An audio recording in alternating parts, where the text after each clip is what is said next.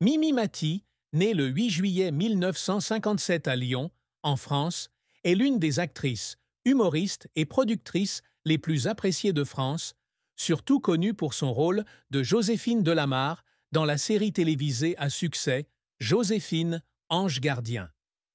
Mesurant 1,32 m en raison d'une achondroplasie, elle a surmonté les préjugés sociaux pour devenir un symbole de résilience, de compassion et de talent. Mais derrière son sourire éclatant et son optimisme inspirant, se cache une profonde tristesse qui l'a façonnée.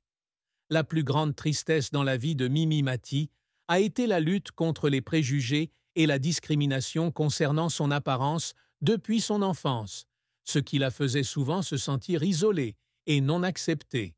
En tant qu'enfant atteinte d'achondroplasie, dans un monde qui n'est pas toujours bienveillant, elle fait face au ridicule, au regard curieux et à la discrimination de la part de ses amis, de ses enseignants et même d'étrangers. Elle a un jour partagé dans une interview qu'il y avait des nuits, alors qu'elle était adolescente à Lyon, où elle s'asseyait seule dans sa chambre, se regardait dans le miroir et pleurait, se demandant pourquoi elle était différente et si elle serait un jour aimée ou acceptée pour qui elle était. Cette tristesse n'est pas seulement une blessure personnelle, mais aussi une motivation pour elle de prouver que son talent et son cœur peuvent surmonter toutes les barrières physiques. Cette tristesse est devenue encore plus profonde lorsqu'elle a dû faire face à des moments de solitude dans sa carrière. Bien qu'aimée par des millions de téléspectateurs, Mimi Mati s'est souvent sentie obligée de maintenir une image optimiste et forte pour inspirer les autres, même si elle-même luttait contre des insécurités intérieures. Elle se souvient de l'époque où, après le tournage de Joséphine, ange gardien, elle rentrait dans son appartement parisien, s'asseyait en silence et se sentait vide. Un jour, après avoir lu un article se moquant de son apparence, elle s'est assise dans son salon, a regardé des photos de famille et a fondu en larmes, sentant qu'elle ne pourrait jamais échapper à l'ombre de la discrimination.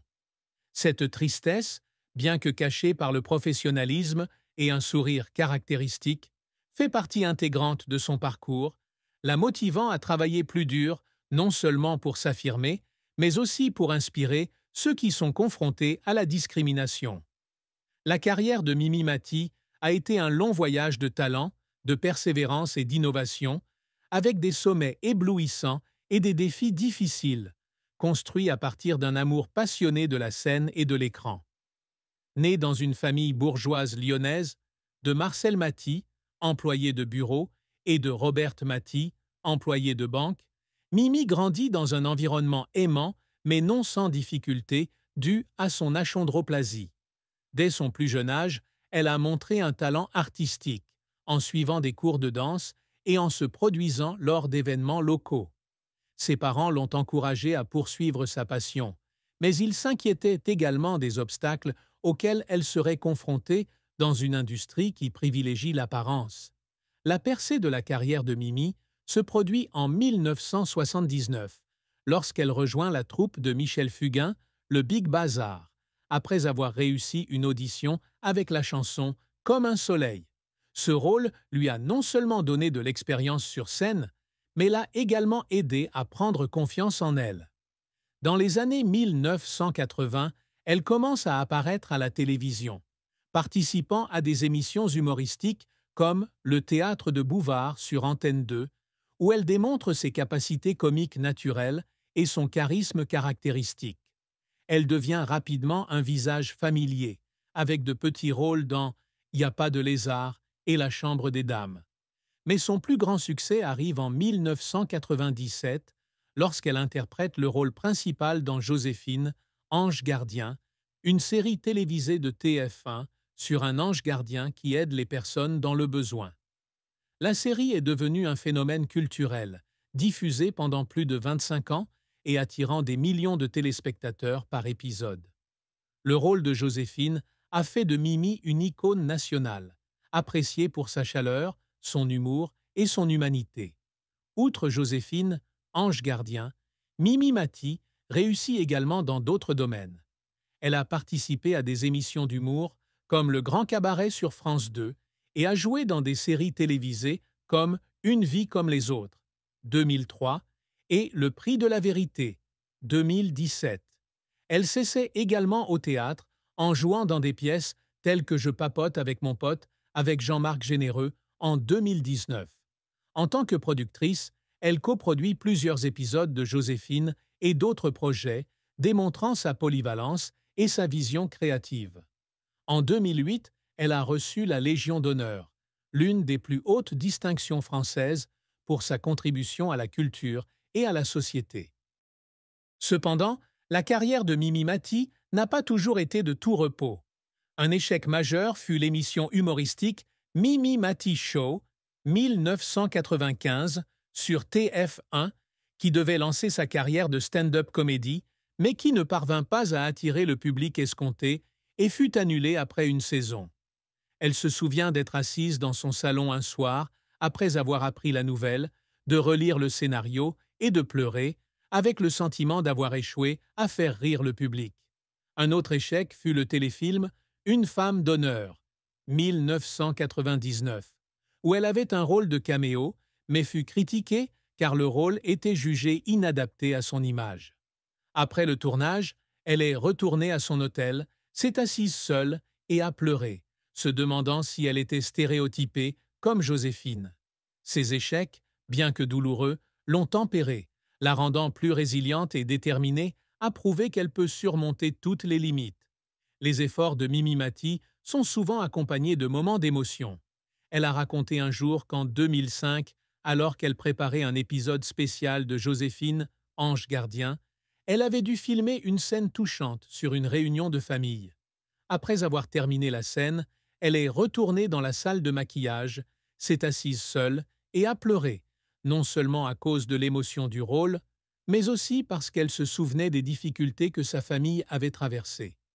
Une autre fois, alors qu'elle se produisait au Grand Cabaret, elle s'entraîna pendant des semaines pour perfectionner une chorégraphie et, après avoir reçu une ovation debout, elle revint dans les coulisses épuisée et en larmes, avec le sentiment d'avoir dépassé les limites de son corps.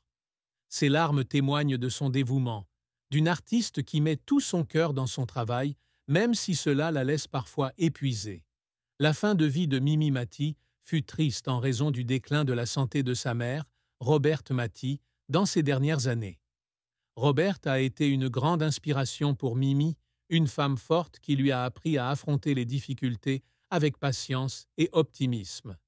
Alors que Roberte commence à s'affaiblir en raison de l'âge et de problèmes de santé, Mimi se sent impuissante de ne pas pouvoir passer plus de temps avec sa mère en raison du calendrier de tournage de Joséphine. Elle se souvient d'une visite à sa mère à l'hôpital de Lyon, lorsque Roberte lui tenait la main et lui disait combien elle était fière de sa fille.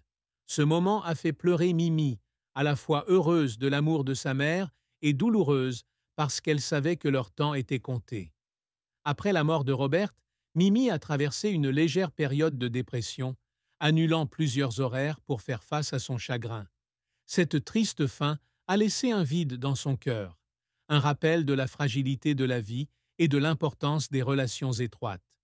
Côté amour, Mimi Mati a trouvé l'amour de sa vie avec Benoît Gérard, chef cuisinier et homme d'affaires, rencontré en 2003 lors d'un salon à Saint-Thé. Mimi jouait une pièce de théâtre et Benoît, assis au premier rang, fut invité par elle à monter sur scène pour une scène comique. Leur connexion s'est immédiatement épanouie et après le spectacle, ils ont discuté pendant des heures. En 2005, ils se marient à Neuilly-sur-Seine lors d'une cérémonie intime, en présence de la famille et des amis proches, dont les collègues de Joséphine. Leur mariage était fondé sur le respect, le rire et l'amour profond. Et Benoît est devenu un rock pour Mimi à chaque étape de sa carrière. Cependant, leur mariage n'a pas été sans défi. En tant que personne constamment occupée par les horaires de tournage et les projets, Mimi se sent parfois coupable de ne pas pouvoir passer plus de temps avec Benoît.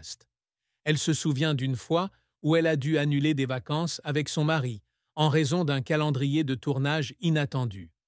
Benoît lui a dit qu'il avait besoin qu'elle soit plus souvent là. Ce moment a fait pleurer Mimi, se sentant comme si elle avait échoué en tant qu'épouse. Une autre tristesse est de décider de ne pas avoir d'enfant. Dans une interview accordée à Gala en 2017, Mimi a expliqué qu'elle et Benoît avaient discuté de la possibilité d'avoir des enfants, mais qu'elle était préoccupée par les risques pour la santé associés à l'achondroplasie et estimait qu'élever un enfant avec son emploi du temps chargé serait difficile. Bien que satisfaite de sa vie, Mimi se demande parfois si elle ne rate pas quelque chose. Pourtant, l'amour de Mimi et Benoît reste sa plus grande source de force, et elle exprime fréquemment sa gratitude de l'avoir à ses côtés. Une autre fin triste à la vie de Mimi Mati a été de graves problèmes de santé en 2016, lorsqu'elle a dû subir plusieurs chirurgies de la colonne vertébrale pour traiter les complications de l'achondroplasie. Des douleurs chroniques au dos et aux jambes l'ont empêchée de tourner Joséphine pendant des mois, et elle a dû faire face à la peur de ne jamais revenir au